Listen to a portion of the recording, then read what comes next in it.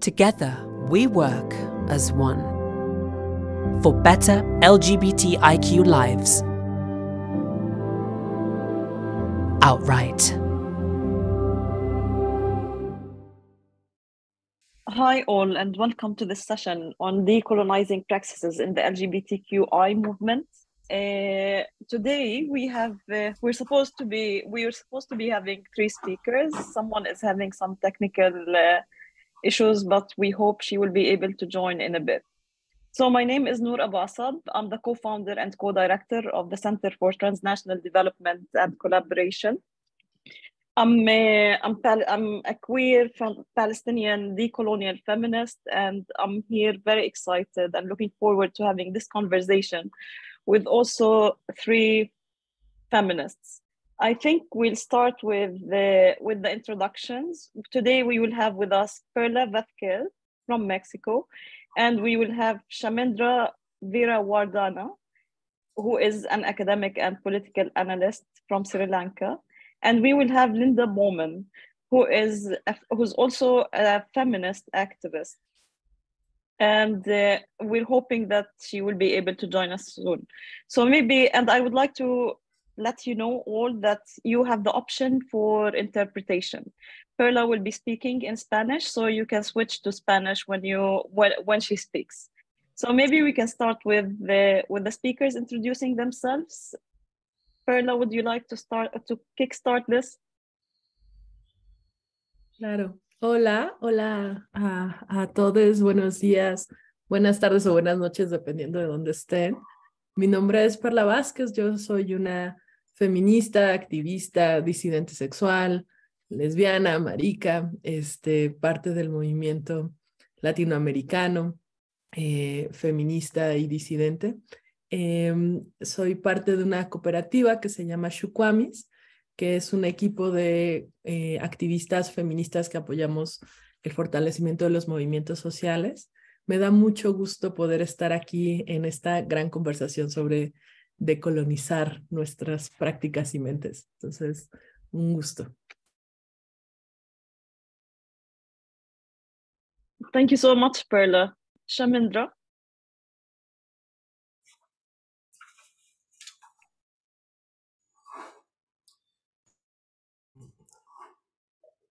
Hello, good morning and good afternoon. Right.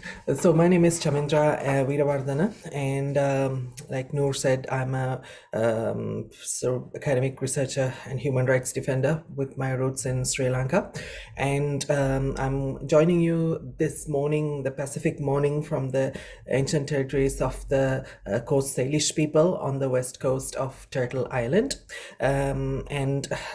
So my work in terms of decolonial praxis include the area of peace building. So in 2018, I published a book called Decolonizing Peace Building, looking at decolonial approaches, potentially decolonial feminist approaches that can strengthen the sphere of peace building, which is a very heteronormative, very cisnormative, very racially hierarchized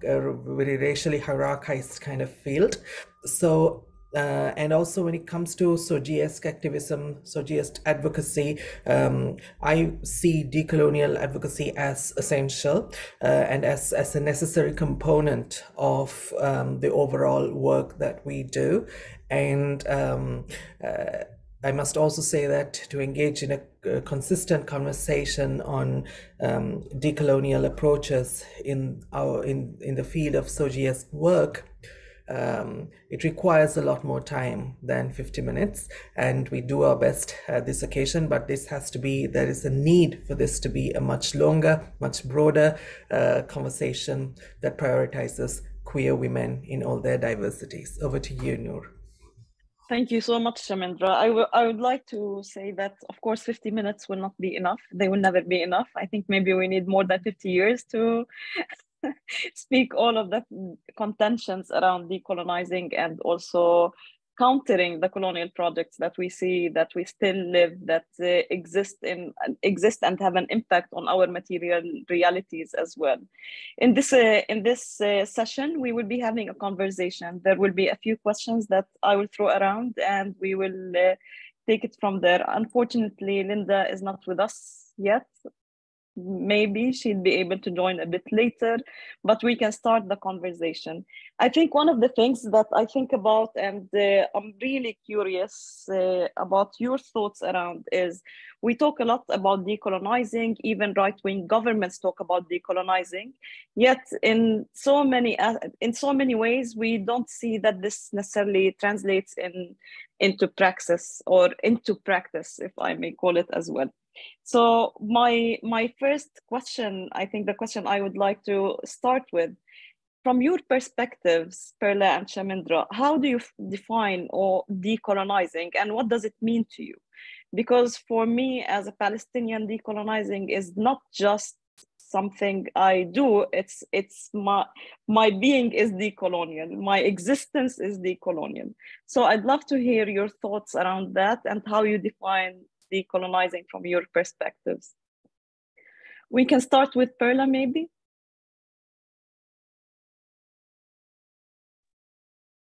Sí, si quieren yo comienzo. Creo que algo que para mí es muy importante iniciar es situarnos, ¿no? Este ejercicio teórico feminista sobre saber en dónde estamos, sentar bases en la tierra, ¿no? Y para mí situarme en Latinoamérica en una discusión descolonizadora implica voltear a ver como todo el proceso de proyecto colonizador, 500 años de extractivismo de nuestras tierras, pero también hoy día lo que significa tiene que ver con voltear a ver el norte global y su relación con el sur global y todos los proyectos colonizadores, extractivistas de recursos, etcétera, ¿no? Y también por el otro lado, hablar de las propuestas como primero teóricas o epistémicas que empiezan a nombrar la decolonización. Y algo que curiosamente pasa en Latinoamérica es que empieza a haber un debate porque la decolonización o las discusiones epistémicas decolonizantes empezaron o llegaron de fuera y del norte. Entonces, no necesariamente surgieron de abajo y de al sur, ¿no? Y entonces hay debates, y quisiera aquí traer a una gran escritora que es Silvia Rivera Cusicanqui, de la región andina de Bolivia, que empieza a discutir y debatir con los hombres teóricos de izquierda que nombran la decolonización, a discutir sobre las prácticas anticolonizadoras. Y entonces un debate crítico que hay en Latinoamérica es no hablar tanto de decolonización, sino de prácticas anticolonizadoras. Y entonces lo que pone ese debate en el centro es no solo discutir desde el pensamiento, sino también desde la acción, refiriéndonos a que nuestros pueblos y comunidades no solo éramos una persona o personas con pensamientos, ¿no? Quitando del centro epistémico o teórico que la mente es todo, ¿no? Y reconoce cómo en nuestros pueblos y comunidades también somos espíritu, también somos alma, también somos emociones, también somos acciones, ¿no? Y entonces habla de la práctica epistémica rompiendo solo el pensamiento. Entonces, para mí también implica hablar de prácticas anticolonizadoras y cómo al ser una mujer lesbiana, queer, disidente, tengo que replantearme cosas, ¿no? Entonces, mi primer como acción o entendiendo la anticolonialidad fue entender los debates sobre hablar del ser marica y no necesariamente del ser queer. Queer en tanto una palabra inglesa de imposición del norte global para una segunda imposición de lengua castellanizada, que es el español también para las comunidades, ¿no? Y entonces hablar de marica como una de las palabras que confrontaba el ser queer. Entonces, y por el otro lado, voltear a ver las historias dentro de las comunidades, de muchas otras prácticas de disidencia sexual que habían sido invisibles, ¿no? Para la historia oficial, para la decolonización oficial, para los movimientos oficiales, ¿no? Entonces, para mí, discutir sobre decolonialidad y anticolonialidad es voltear a cuestionar lo que habíamos considerado como verdades, ¿no? Y también pensar sobre las prácticas que asumíamos como verdades, ¿no? Entonces, un poco ahí la primera reflexión. Si quieren, le paso la palabra a Chamindra para que continúe la conversación. Thank you so much, Perla. Thank you, Perla. And I think Perla set the tone for the conversation. So the question, Noor, once again, is about what decolonial means to us. Is that correct? Yeah. So in that case, to me, decolonial advocacy, now because we are talking about decolonial approaches in LBQ work, to me, it's fundamentally about recentering, if not decentering, power structures. Because the way in which LBQ work and LGBTQI plus work in general operates is also within what I could call the NGO industrial complex. And it is a sector, it's a line of work that appropriates a lot of practices and praxis from cis heteronormative approaches to management, approaches to governance, and ways of doing things. So what this means is that when we think in terms of control, politics of coloniality and stuff, what we have is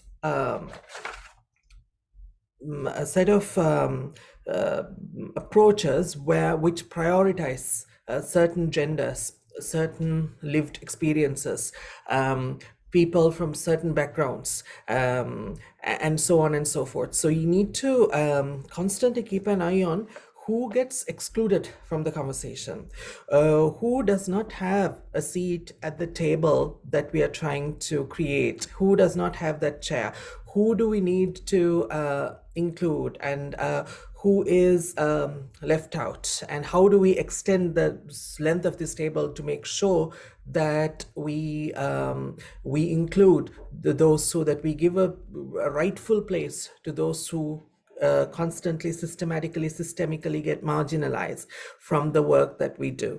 This kind of conversation, this kind of question, I think these are guiding questions when we engage in LBQ work, which is all the more important because if we were to engage in lesbian liberation work or trans liberation work, or indeed queer liberation work from an intersectional feminist perspective, there is a template for this. For example, in the Black feminist tradition of Turtle Island of North America. So for example, the founders of the Combahee River Collective in the 1970s, who are still, some of them are still around, Professor Barbara Smith, for example, the priority was to build solidarity across different lived experiences among Black women, and to create levels of solidarity that surpassed our differences. So what unites us is stronger than what divides us. So that kind of principle is very important. So what are the principles, the guiding principles that guide us in our work? This is another question to seriously raise when we think in terms of LBQ approaches, decolonial approaches to LBQ work. And then you also have, it's very important that we take stock of the fact that although we are non-heteronormative, non-cis-normative people, in my case, I am a queer woman, I'm a lesbian woman, and also a woman of trans experience from a global South country who travels with a South Asian passport. However, I also come with substantive privileges, speaking Western languages, with a Franco-British education, with a career built in France, Britain, in the Netherlands, and in other places, now having quite a comfortable life in white settler colony that we know as Canada. So how does that operate? How do we unpack certain privileges that we have when we walk into rights advocacy spaces in the LBQ sphere? For example, when working in the indigenous territories of Turtle Island, I myself as a settler, for example, have to be very conscious of the fact that there are many indigenous women, rightful owners of this land, who have much lesser levels, unfortunately, of privilege than I have, which can sound contradictory, but it is true. So at times, the seat I have to take is a very back seat at the far back, not in the front. So that kind of understanding, being prepared to question our privileges, engaging in a constant process of questioning, trying to recenter, decenter power structures, always ask ourselves the question as to who are we including, who are we excluding, what are the power dynamics here, what are the conversations we are prioritizing deliberately or not so, what are the conversations that we seem to be sidelining. These are key questions if we want to engage in decolonial approaches in LBQ advocacy work. And I'll stop there for the moment. Over to you, Noor. Thank you so much, Shamendra. There is so much to think about and so much to also process and maybe unpack. I want to start with what you said, Perla, maybe because there's something you said around how there are some debates now that decolonial has actually come from the global north and decolonial is not a global south movement, etc. And I've also read something similar around decolonial activism in the Arabic-speaking region, that there was a claim in some academic article that the decolonial perspective is coming from the global north, which to me was really interesting because from my perspective, the decolonial movement is not coming from the global north per se, but the decolonial movement maybe has been termed as such in the global north.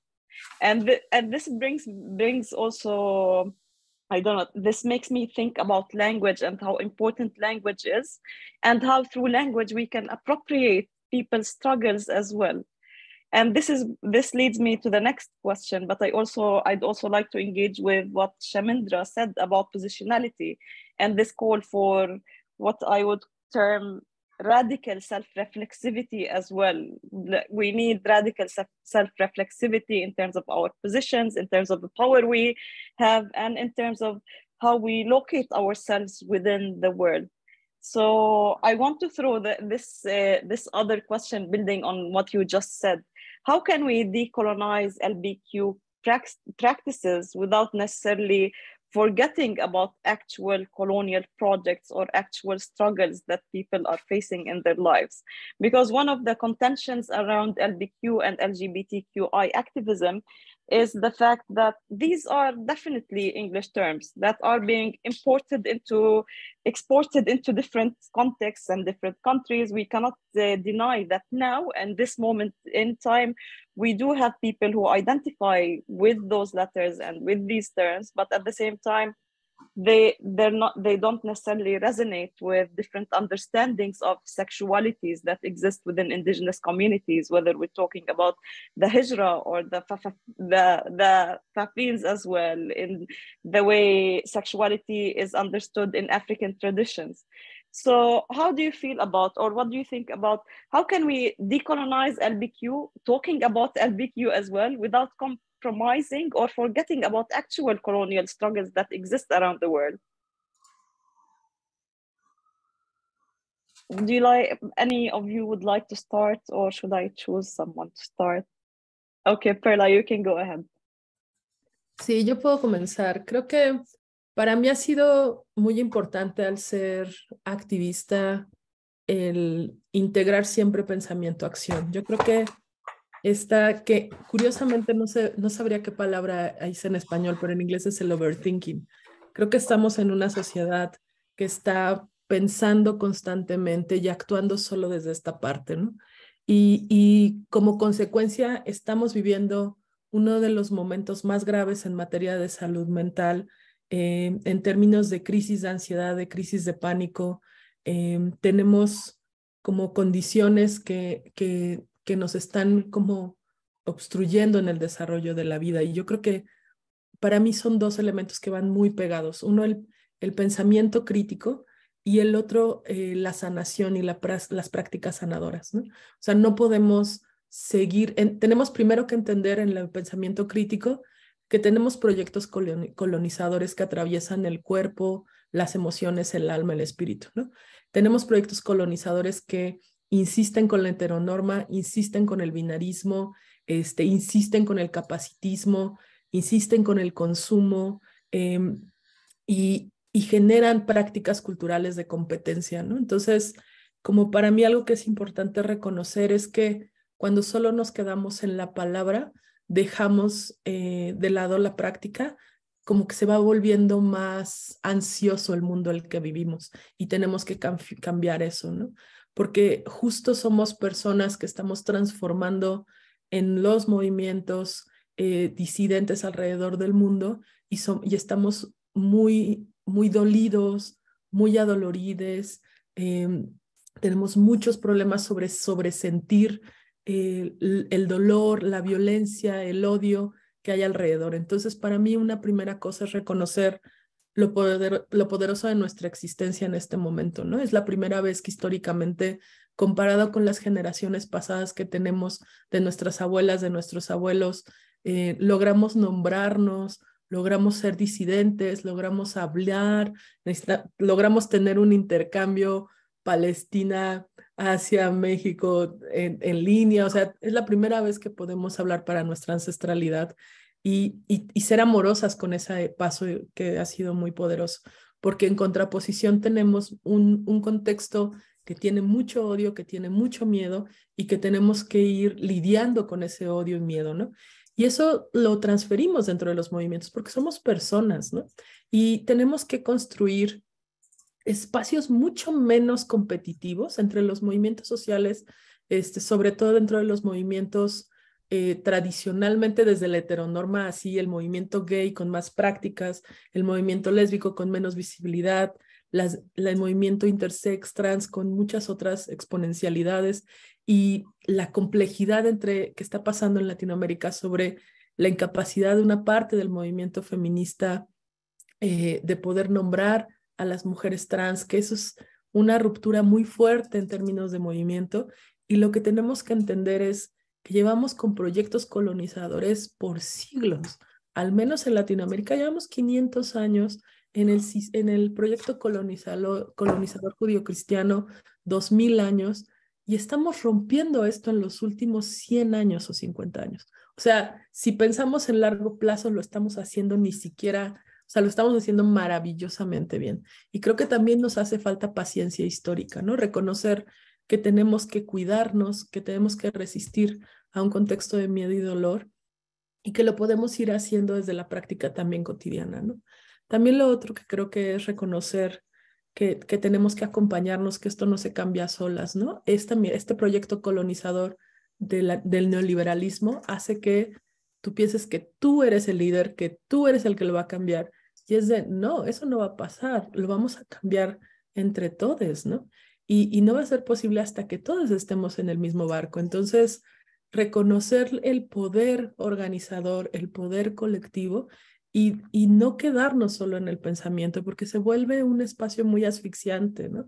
Y poder ir construyendo de manera colectiva y reconocer mi dolor en el dolor ajeno, la herida que traemos sobre el reconocimiento y el nombrarnos, el pelear contra el odio que estamos viviendo en todas partes del mundo, es súper poderoso, ¿no? Y creo que por último solo quisiera mencionar la importancia del consumo desde el lugar donde estamos, ¿no?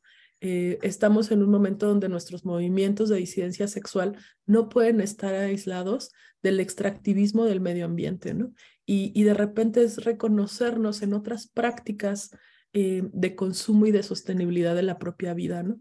No podemos seguir consumiendo cosas que son tóxicas, no podemos seguir, por ejemplo, algo que pasa para mí es, en donde estoy situada, el aguacate es como el producto que más se exporta y el consumo internacional de aguacate está haciendo la deforestación de los bosques, ¿no? Porque el consumo internacional es el más fuerte, ¿no? Y entonces siempre es importante reconocer dónde estás pisando, qué lugar geopolítico estás pisando y cuál es tu compromiso también con el consumo, ¿no? Entonces no solo tiene que ver con la acción colectiva, sino las acciones individuales y poder transitar a no solo quedarnos en el pensamiento, ¿no? Ahí me voy a quedar para reflexiones colectivas. Thank you so much, Perla. Shamendra? Thank you very much, Noor and Perla, for those remarks. I would say that when you think in terms of broader intercolonial projects and decolonizing LBQ work, that question you raised about decolonizing LBQ practices and connecting to larger colonial and settler colonial projects. One thing we need to really take stock of is the fact that we need to contextualize what we mean by global North and global South. For example, if you go to a country like mine and talk about LGBT human rights, the rights of my fellow citizens who are non-heteronormative, non-cis-normative, who have been now for 150 years forced to attend gender segregated schools, which are very violent spaces for any young child who does not conform to very cis heteronormative standards that you expect from young children. Systems that are meant to destroy you and create a very servile local community that supported the Western colonial project. In a place like that, you go and talk about the rights of non-heteronormative, non-cis-normative people, especially coming from someone like myself. The immediate reaction you get is that, oh, you're trying to bring in a set of Western values here, right? You're trying to Westernize our society and so on and so forth. Which is a deeply problematic argument, and it actually, if you look at it closely, it does not carry any sense. It is a pseudo argument meant at protecting and maintaining a very oppressive system. So that is where we need to carefully look at what we mean by the West, what we mean by global North, what we mean by global South. For example, when we engage in work that is related to the liberation, the rights, the land rights of indigenous people, Adivasi people in the Indian subcontinent. When we think of the liberation of the Palestinian people, liberation of Palestinian women and girls who are subjected to unbelievable levels of violence, where do we find, for example, a lot of common ground, a lot of commonality with these struggles? In the struggles of indigenous women in Turtle Island, as in North America, in these territories that we know as Canada. If you look at the movement about Miss MMIW, missing and murdered indigenous women, so sometimes when you drive up the highway on this Vancouver Island, you see red dresses hung on trees. It's a movement developed by indigenous women as a mark of remembrance of indigenous girls, especially who went to school in the morning but never came back home, and especially in the more remote regions of this country, the conditions of life, living conditions, are not dissimilar to countries that you would consider to be, within inverted commas, very big inverted commas, third world countries.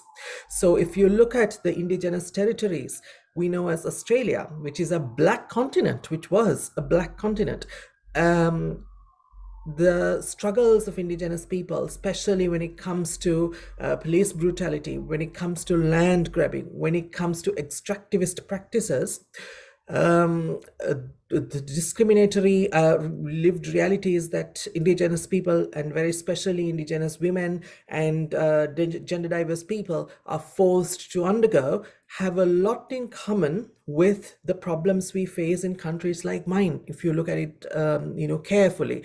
So at times, global South exists in what we know as global North. And at the same time, if we look at power structures in countries like mine, when the Queen, as in when South Asian people say, unfortunately, the Queen, we are talking about the Queen of England, the woman who just died. When the Queen passed, the government in my country declared a week of mourning. The national flag was on half-mast, and the head of state attended the funeral. Why? Because the head of state represents the political class that took over power from the British establishment. So the political class can look like me in terms of skin color and everything. They might speak the same language that I speak, but the political class, make no mistake, it has a lot in common with the British privileged political class. In Southern American countries, it's very much the same thing. If you look at who runs, except recent developments in places like Chile, in places like Colombia, you still notice that the political class has a lot in common with a very Eurocentric power base, the colonialist power base. You look at places like South Africa, you look at the diplomatic service, who is in that diplomatic service in places, United Nations spaces, for instance, you would notice the same reality. So at times the South is in the North is in the South. So we need to take stock of that. And that is where that is the heart at the heart of building solidarity and deeper understandings of our collective struggles. Because if you think about it, Professor Maria Lugones, in her writings, talks about the colonial / modern gender system. The colonial gender system is a very cis heteronormative gender hierarchy where male, as in cis male, was always above female. That was forcibly imposed on all colonized countries. I mean, this, according to Maria Lugones, is the fundamental principle of establishing colonialist power. So the same kind of hierarchy, unfortunately, you can see it being appropriated by some liberation movements in global South countries. You can see it being appropriated in some indigenous justice movements. That is why indigenous women have to struggle in some certain indigenous liberation struggles. Indigenous women have a big fight, not only with the white supremacist establishment, not only with the colonialist governments, but also with men who occupy significant portions of power in indigenous justice work. And then in the LGBT human rights sphere, the day wouldn't be enough for me to, for example, talk about the gender hierarchies that exist in the LGBT advocacy sphere, at local level, at regional level, and also, unfortunately, at global level at times, if you look at who wields real power. So this is where we can create a common thread of connectivity between LBQ women's advocacy, indigenous justice advocacy, liberation movements, where substantive contributions have been made by women, like the Palestinian Liberation Movement, like the Black Liberation Movement in South Africa, for instance. Very much we talk about Dr. Mandela, but we talk less about Mama Winnie, who was Dr. Mandela's spouse, but who held fort for many decades while Dr. Mandela was in prison, for example. So you create a link between those movements and then try to analyze colonialist projects such as the occupation of Palestine. You try to analyze colonialist projects such as the West Papua situation. You try to analyze colonialist projects such as the subjugation of the Sahrawi people and so on.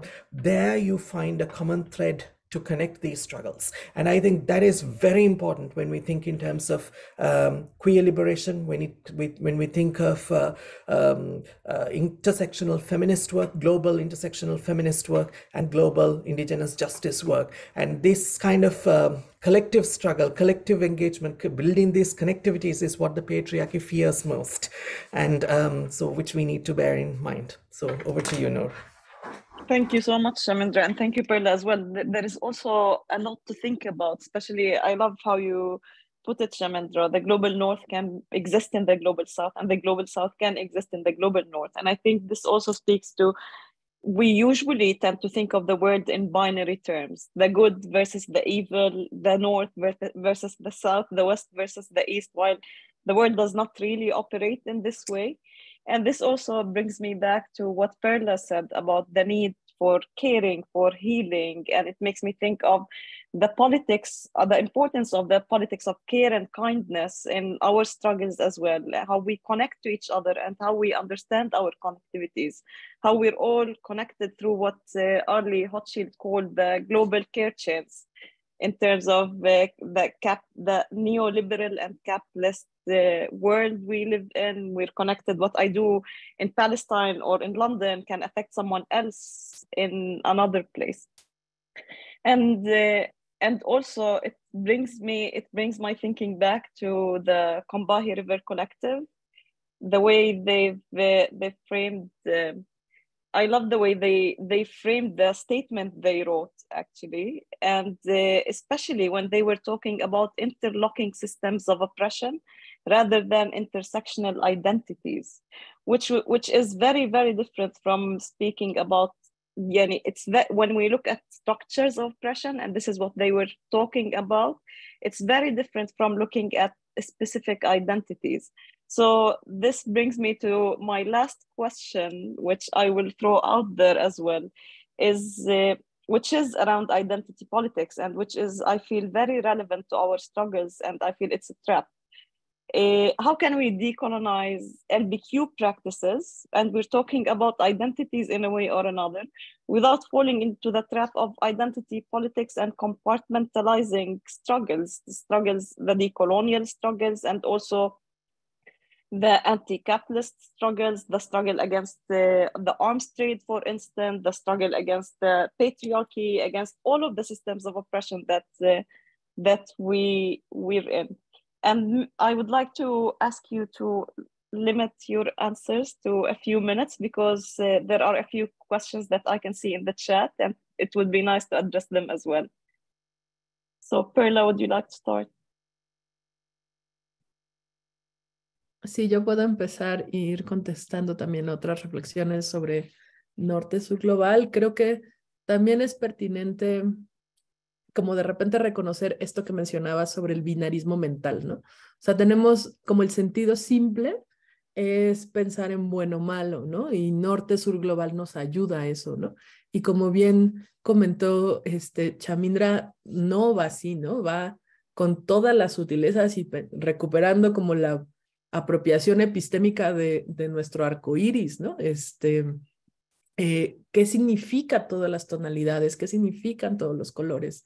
Y quisiera también traer a la mesa a una teórica que es Sayak Valencia, que muy inspirada por Gloria Andalzúa, que fueron las teóricas chicanas, feministas, disidentes, lesbianas, cuestionando, que nombran el transfeminismo, por ejemplo, y ellas empiezan a hablar de las fronteras, de los borders, de las periferias, ¿no? Y entonces ellas comienzan a identificar en el territorio las complejidades que hay. No es tan fácil ser norte o sur global, sino qué significan las distintas periferias o los márgenes, ¿no? Y desde esa discusión, cómo nos posicionamos como personas en lo individual y colectivo, ¿no? Creo que ahí tenemos que romper el binarismo, por un lado, el pensamiento simplista y poder transitar, ¿no? A reconocer una complejidad que también en esta generación de momentos de odio y miedo, donde hay una ultraderecha muy beligerante, ¿no? Muy asustada por nosotros, también reconocer que nosotros tenemos que ayudar a deconstruir el miedo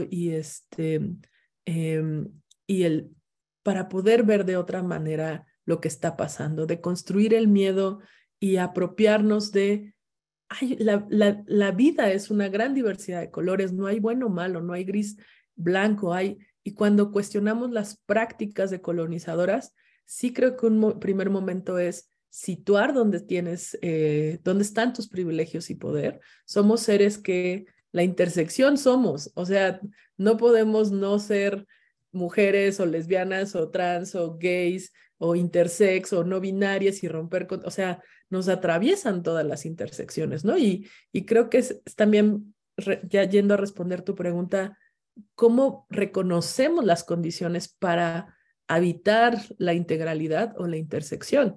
La intersección fue construida desde un discurso de quien no quiere ver la intersección. O sea, también eso es interesante. Hay mucho mainstream donde empezamos a hablar de decolonización y los medios, lo más poderoso, el discurso público empieza a hablar de intersección. ¿Qué significa esto? Significa que también es necesario ponerle colores, ¿no?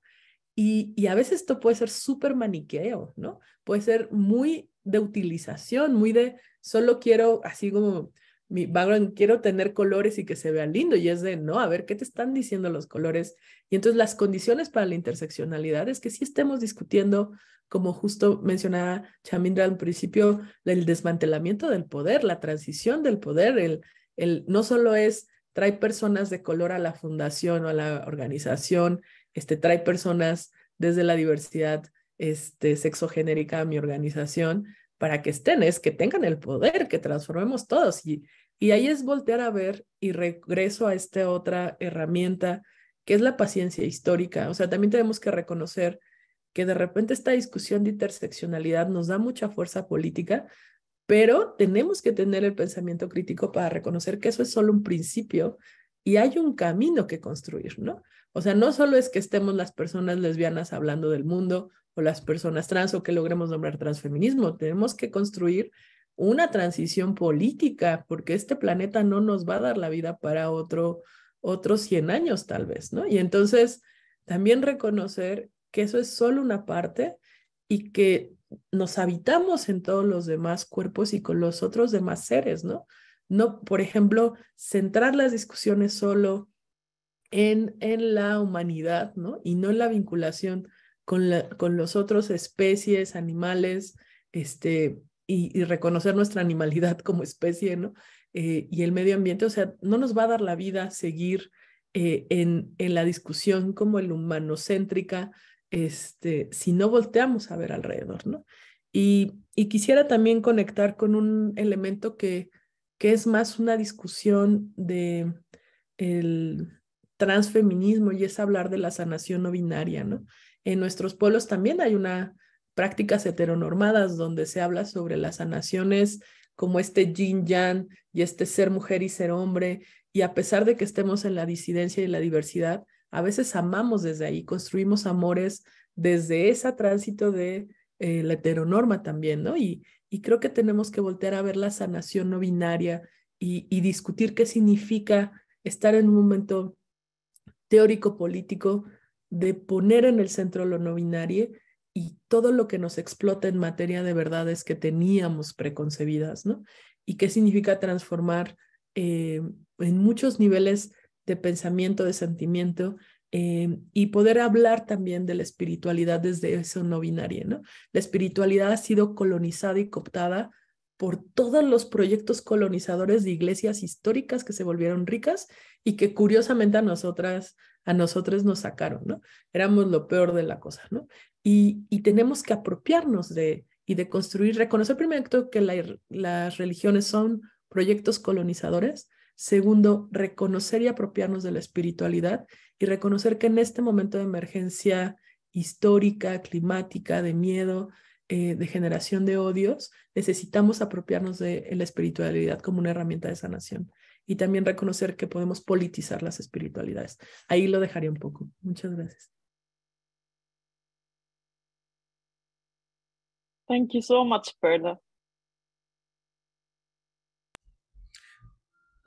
It's my turn, I guess. Okay, so I mean, when we think of LBQ practices, without falling into identity politics and compartmentalizing struggles, one key point to mention is that there's nothing wrong in the world. The way I see it, there's nothing wrong in identity politics, right? So identity politics, it's a term that has been so much politicized, especially through right-wing political discourses, and that basically, if you narrow it down, you're talking about the rights of a specific group. Like if there is a demographic, let's say indigenous women on the Vancouver Island, specific communities, who face specific struggles, zooming in on those struggles. There's nothing absolutely wrong in that. However, what we need to do is to complement identity politics with a broader, with a much deeper, with a more nuanced approach of advocating for our rights, our collective rights. So some of the key principles now, Noor, you mentioned the Combahee River Collective, you mentioned this idea of interlocking systems of oppression. Now, the people who wrote the Combahee River Collective were Black cis lesbian women who wrote this in the 1970s, let's not forget, right? So this knowledge base has been in existence for now, 4 or 5 decades. So identifying the interlocking systems of oppression is it's a fundamental principle of Black feminist work. That is why when Dr. Angela Davis says that we need to focus on, when we think in terms of women's liberation, we need to look at the prison industrial complex, we need to look at the rights and liberation of trans women in particular. What she means is that identifying, exactly these interlocking systems of oppression. And when Dr. Audre Lorde says, I'm not free until any other woman is unfree, even if her shackles are very different from my own, we come to the same point, right? So identifying interlocking systems of oppression and building solidarity, developing politics of solidarity, the way Perla was talking about, it's very important when we engage in rights advocacy. It's a big part of decolonial approaches to LGBTQ work. That is one key point. If rights activist colleagues are watching this is a key point we need to share with our activist colleagues, rights advocate colleagues around the world. So at the same time, we need to also come to the understanding that when we engage in feminist work, like decolonial feminist approaches to LGBTQ work, what does that mean? What does that really entail? We need to understand how the patriarchy functions. Like, for example, on one side, you give out a lot of gynecological violence, for example, that targets primarily cis women, and women's healthcare, pain felt by women, especially certain systemically oppressed demographics of women, Black women, for instance. If a Black woman goes to a doctor, says, I have pain in such and such body part, especially if it has anything to do with the reproductive parts of the body, that pain is very often trivialized by the medical establishment. Why? Because the institution of gynecology has been built under very white supremacist, very patriarchal approaches. When you think of Marion Sims and his experiments on Black women, for instance. So there is that side of oppression. When you look at trans women, when you talk about trans women's reproductive rights, who talks about ensuring the reproductive rights of trans women as an integral part of gender affirming processes? Next to nobody talks about ensuring the right to reproductive justice to trans women. When we think of indigenous women, irrespective of whether you're cis or trans, doesn't matter, especially underprivileged indigenous women, reproductive rights are very often under attack. So what do these examples kind of show us? Shows that the patriarchy serves us with the same spoon, right? At varying degrees, and we need to identify how patriarchal oppression affects us in different ways and build networks of solidarity, because that is why that principle of I'm not free while any other woman is unfree, even if her shackles are very different from my own, comes into interplay. My lived reality may not have much in common with a young Palestinian woman trying to survive in a place like Ramallah, but her struggle, if you follow Audre Lorde's advice, her struggle for her reproductive rights, her struggle to access education, her struggle to access things that young people would take for granted in the Western world, becomes my struggle automatically.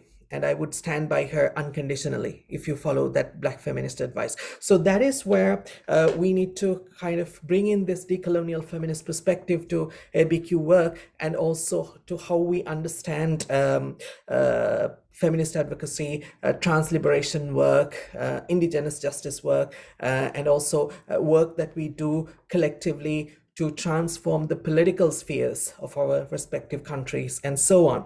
And final key point is listening to Perla. Perla mentioned words like, being patience. I heard patience. I heard critical thinking. I heard a long road to be built. I heard, listening to all of those words, one thing I would add is that this work is a body of work with no end in sight. It is a body of work that needs to be understood and conceptualized as a constant process. This is another Black feminist principle, very important Black feminist principle. So all the major Black feminist thinkers and Black feminist leaders of the present day, a key point in all that body of the whole Black feminist body of work, historic and present, is the fact that you understand the work as a constant process. So today, the three of us, we try to have a conversation, we try to do our best in the work that we do, and at some point we pass on this struggle to the next generation, and ensuring that there's a new incoming line of leaders to take over this body of work, decolonial feminist work, and social justice work, racial justice work, and so on, is very, very important. So understanding the work as a constant process is also very helpful in terms of building consistent approaches to decolonial, if not decolonial feminist approaches to LGBTQ work. Over to you, Noor. Thank you so much, Shamendra. I think we're almost running out of time. Thankfully we got 5 extra minutes to respond to questions. So I can see 2 questions that sound similar, actually. One of the questions, so one of the questions is, how can we be inclusive of basically indigenous communities within the global north without losing struggles and decolonization movements of the south? And we also got a question that's relevant, I think, and maybe we answered it already throughout the conversation. It's basically, I found the perspective that the theme of decolonization came from the global north. I wonder what the reason for that is. I think we answered both of these questions when Shamendra particularly said that we can see the global south in the global north and the global north in the global south. And we need to stop thinking or shift our thinking to not think in binary terms of the global north and the global south, but maybe understand them more in terms of power struggles, actual struggles, etc. And we also have a third question, and this is, just a second. I would be interested to hear more about how persons from the global north can engage in decolonial practices without reproducing and perpetuating oppressive structures of thought and practices. This is very interesting because I always get that question, by the way. And I'm sure most women of color get that question often as well.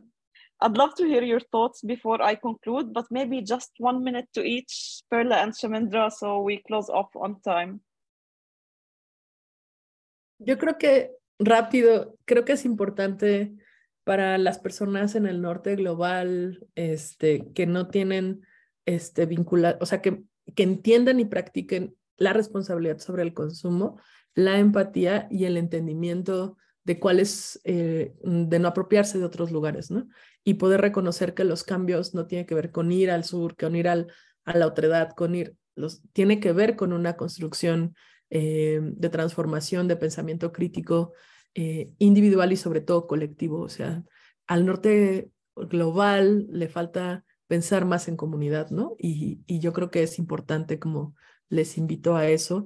Y en el caso muy concreto de nuestros movimientos, yo creo que tenemos que deconstruir las formas de amor entre la comunidad, tenemos que aprender desde otros lugares, no tan violentas, no tan celosas, no tan posesivas, entre la comunidad lésbica, entre la disidencia trans, tenemos que construir formas de amor más más libres y respetuosas. I think we're running out of time, actually. I'm getting messages from the organizers. Anything you'd like to add, Shamindra, before we close off? Because Yeah, we'll very be quickly, I would say if you come up with that question, and if you are part of the global north in the global north, right? First thing to say is take a back seat, and then question your own positions of privilege. Secondly, and then prioritize movements of solidarity. I mean, it's very hard to explain this in such short time. There are precedents. For example, look at Dr. Cornel West's forward to Thenmozhi Soundarajan's book on Dalit liberation that was published very recently. There are precedents of Black feminist leaders, Black liberation leaders engaging with global South countries, precedents of indigenous people from different parts of the world with different levels of access to privilege, access to Western languages and stuff, engaging with each other, learning from each other. Prioritize those connectivities. And if you're a person with a lot of privileges in the global north, do your part to facilitate such dialogues. Thank you. Thank you so much, Shamindra. And I also want to add on this particularly is I don't think people in the global north are out of the equation. It's not just support to the global south. You're also embedded in systems of oppression. You also have struggles that affect us, and we're all affected. So doing the work where you are is really important. And on that note, I'd like to thank you both, Perla and Shamindra. Thank you so much. This was an inspiring conversation and would love to continue that conversation with you. And thank you to all the attendees and participants. Thank you so much to Outright for organizing this session. And we hope to see you soon in another context and setting.